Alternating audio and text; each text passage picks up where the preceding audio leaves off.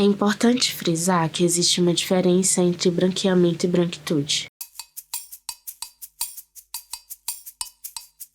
Branqueamento é um processo que a gente vem passando aí ao longo desses 500 anos como uma estratégia de assimilação do negro na sociedade brasileira. Já a branquitude é um comportamento que ele foi se atualizando ao longo desse processo, mas ele surge a partir do branqueamento. Então, quando a gente fala, por exemplo, do Gilberto Freire e da democracia racial, foi uma estratégia ali, entre os estudiosos das ciências sociais dessa época, de alguma forma abrandar esse processo violento, porque essa assimilação ela começa com o estupro da mulher africana e ao longo do tempo a mestiçagem surge como uma alternativa para esse apagamento ser mais funcional. Então nós temos, por exemplo, o Arthur de Gobineau, que era um estudioso muito respeitado da época, um francês, que ao vir para o Brasil ele avalia a mestiçagem como um problema.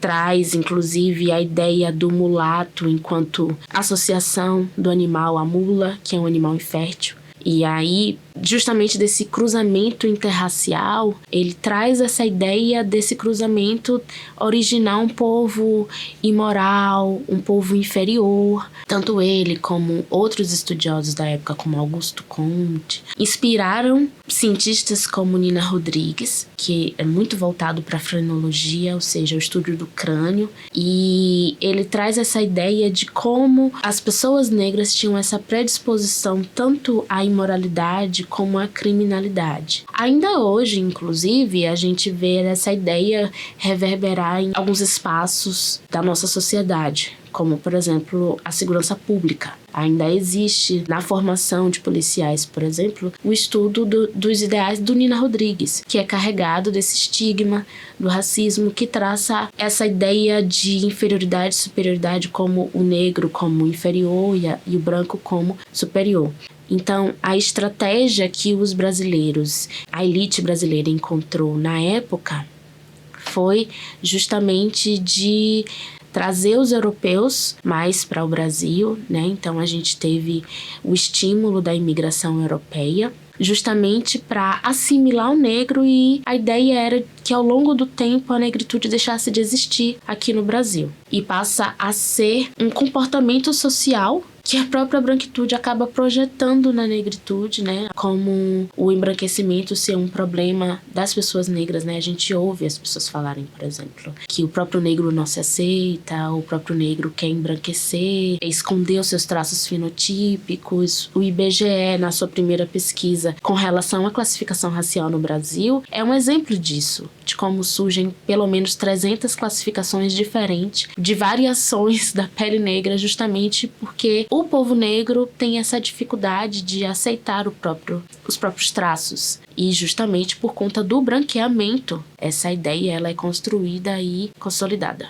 Tanto a Cida Bento como outros estudiosos do impacto do racismo na psique humana determina e define a branquitude como um comportamento que surge a partir do branqueamento. Então essa ideia do negro como inferior e como isso acaba aparecendo no comportamento, no tratamento, na própria posição social, na própria negação do racismo, Porque a gente sabe que o racismo existe, mas o racista ele não assume que ele é racista. Ela é denominada então como branquitude. O Frantz Fanon explica nos seus estudos que existe uma relação psicoexistencial entre o branco e o negro. Ou seja, a branquitude, ela necessita, esse comportamento necessita que exista essa polaridade entre brancos e negros para que se sustente essa projeção psicológica, porque existe uma projeção psicológica de tudo que é ruim na sociedade. Então, tudo que é ruim, tudo que é negativo na sociedade é projetado na população negra. A criminalidade, a tendência à imoralidade,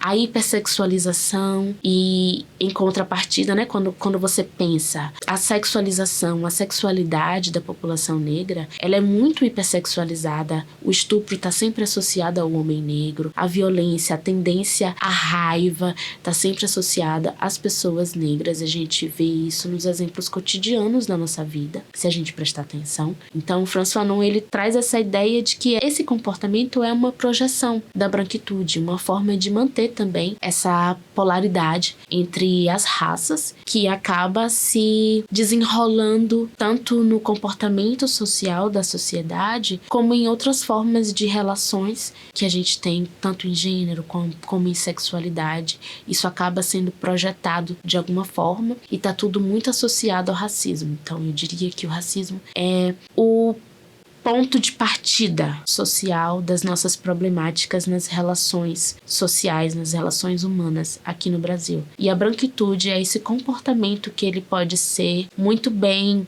reproduzido em camadas diferentes na sociedade, porque ele advém dessa ideia do negro como inferior ao branco sempre superior.